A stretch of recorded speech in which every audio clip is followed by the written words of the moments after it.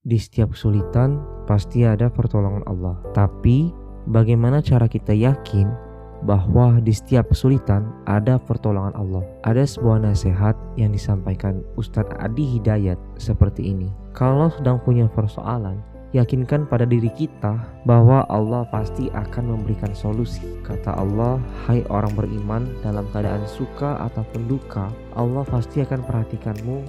Allah tidak akan pernah meninggalkanmu. Tanamkan pada dirimu, kalau punya kesulitan sekarang, jangan kau banyak keluhkan. Bukankah dulu pun kau punya banyak kesulitan dan Allah telah tuntaskan? Maka apakah 1000 kesulitan yang dulu yang telah Allah selesaikan, berikan solusi, akan dikalahkan dengan satu persoalan ini saja? Tidakkah kau mengingat persoalan-persoalan di masa lalu yang saat kau lahir, Allah datangkan orang tua untuk merawatmu. Allah berikan rezeki untuk membuat engkau tentram. Maka dari 1000 persoalan yang telah Allah selesaikan terdahulu, Allah berikan solusi. Apakah tidak engkau ingat untuk memberikan kekuatan pada dirimu? Dulu pun pernah diselesaikan.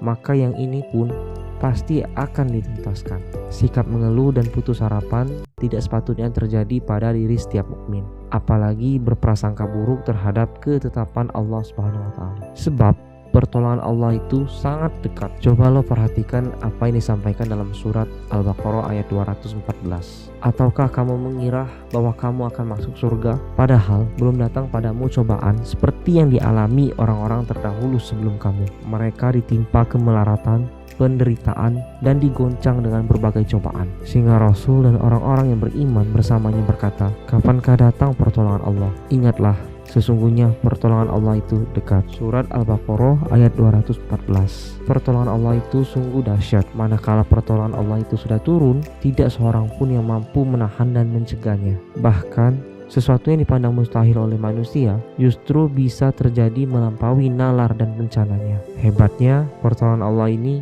diabadikan dalam sejumlah ayat Al-Quran. Ketika pertolongan yang menakjubkan itu turun kepada orang-orang atau segolongan umat yang diridhoinya, misalnya vonis hukuman mati dengan cara dibakar yang dijatuhkan kepada Nabi Ibrahim alaihissalam oleh Raja Namrud.